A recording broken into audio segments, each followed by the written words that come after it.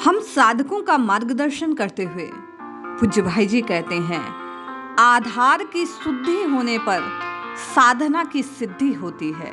हम आप सब राम राम राम न जाने कितने समय से रट रहे हैं, लेकिन फिर भी साधकों की एक ही बात कि दिव्य अनुभव नहीं होते, नाम जप का कोई लाभ नहीं होता, नाम रटते रटते भी नाम जप से सिद्धि की प्राप्ति नहीं होती।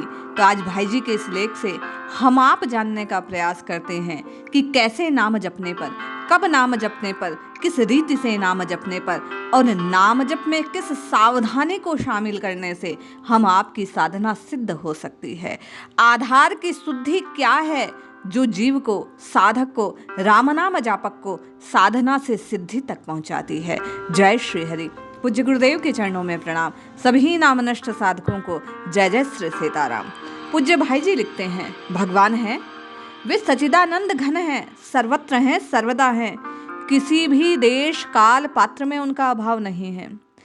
इतना होने पर भी उनका अनुभव सबको क्यों नहीं होता? अरे इसीलिए नहीं होता कि उनका तत्व स्वरूप अत्यंत पवित्रतम, सूक्ष्मतम है। उस सूक्ष्म तत्व को जानने और अवधारण करने के लिए तुम्हें शरीर, मन और बुद्धि रूप आधार को उपयुक्त बनाना होगा। मानो भाई जी हम सबको चेताते हुए कह रहे हैं कि तीनों की शुद्धि किसकी? शरीर, मन और बुद्धि। इन तीनों आधार के शुद्ध होने पर साधना सिद्ध होती है।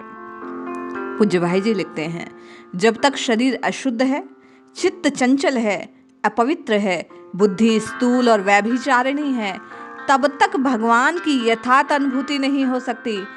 अब हम साधकों की ये जिज्ञासा कि शरीर, मन और बुद्धि पवित्र कैसे हो, प्रभु प्राप्ति के योग्य कैसे बने, तो भाई जी कहते हैं कि जब तक आप और मैं तप, शौच और आचार से शरीर को शुद्ध करें, सत्संग, भगवन नाम जप और भगवत गुणों के चिंतन से इस चित्त को शुद्ध करें, संयत करें, परम सत्य एकमात्र परमात्मा के स्वरूप के ध्यान से इस बुद्धि को सूक्ष्म और अव्यभिचारिणी बनाएं, फिर परमात्मा का अनुभव होने में, भगवान के दर्शन होने में कुछ देर ना लगेगी। पूज्य भाई जी कहते हैं, इसलिए आधार की शुद्धि पर इतना जोर दिया। अशुद्ध आधार होने पर भगवत प्रतिष्ठा का साधन यथार्थ आनंद नहीं देता, क्योंकि परम शुद्ध का प्रतिबिंब अशुद्ध में कैसे दिखे।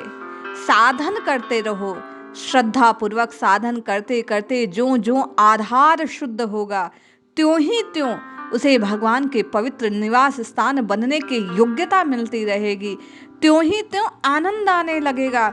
थोड़े आनंद के लाभ से फिर अधिक आनंद की कामना बढ़ेगी और वह कामना साधना में, अग्नि में ईंधन का काम करेगी। पूज्य भाई जी कहते हैं, याद रखो, आधार की शुद्धि उस परम सत्य की प्रतिष्ठा के लिए अत्यंत आवश्यक है। तुम अशुद्ध आधार में उसकी धारणा करना चाहते हो, जब वह नहीं होती तब आधार की अपरिणति की ओर ध्यान नहीं देते, सत्य पर ही संदेह करने लगते हो। जैसा हम आप कई साधकों के मन में होता है कि राम राम करने से क्या होता है, कुछ भी लाभ नहीं हो रहा, कोई परिणाम नहीं मिल रहा, कोई सिद्धि नहीं मिल रही। न जाने कितने कमेंट के माध्यम से साधक अपनी शुद्धता की ओर ध्यान न देकर केवल सत्य पर, जैसा भाई जी ने कहा, संदेह करने लगते हैं।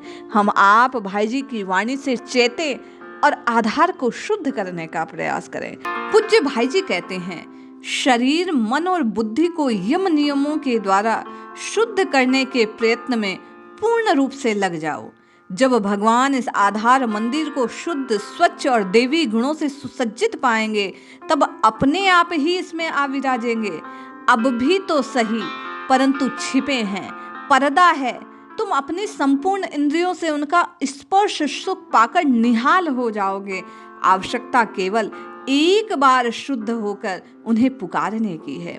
भाई जी कहते हैं, जब तक आधार की यथा योग्य शुद्धि और परिणति न होगी, तब तक उसमें किसी महात्मा के द्वारा शक्ति संचार किया जाना बड़ा कठिन है, क्योंकि अशुद्ध और अपरिणित आधार में शक्तिपात होना सहज नहीं।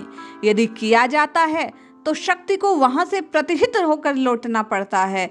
बलपूर्वक शक्ति को रखे जाने की कोशिश होने पर आधार उसे सहन नहीं कर पाता, फटने लगता है, क्लेश बढ़ने लगते हैं। कहीं शक्ति रह जाती है तो निष्फल हो जाने के नहीं, कुफल के परिणाम स्वरूप खूब संभावना बनी रहती है। पूज्य भाई जी हम सबको चेताते हुए कहते हैं, जैसे उदरामय के रोगी को घृत विष का काम करता है अथवा ताम्र में पात्र में बनाई गई खीर जहर हो जाती है, उसी प्रकार अयोग्य पात्र में उत्तम वस्तु भी प्रतिकूल फल देने लगती है।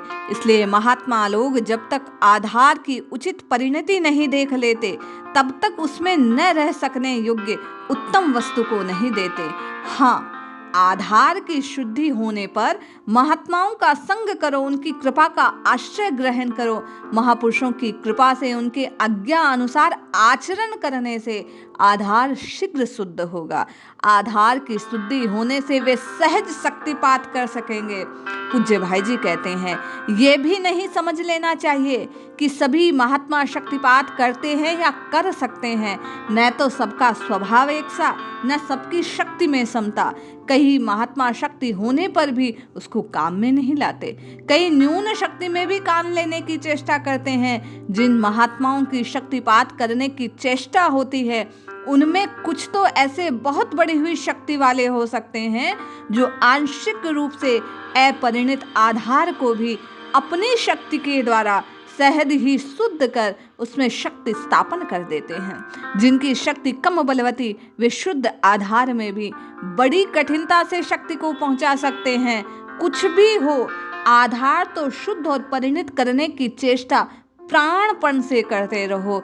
शुद्ध आधार स्वयं ही परम शक्ति का प्रकाश हो जाएगा। इसलिए हम आपको चाहिए शरीर, मन और बुद्धि को शुद्ध कर हम नित्य निरंतर इस प्रयास सहित नाम जपते रहें तो निश्चित लाभ होगा।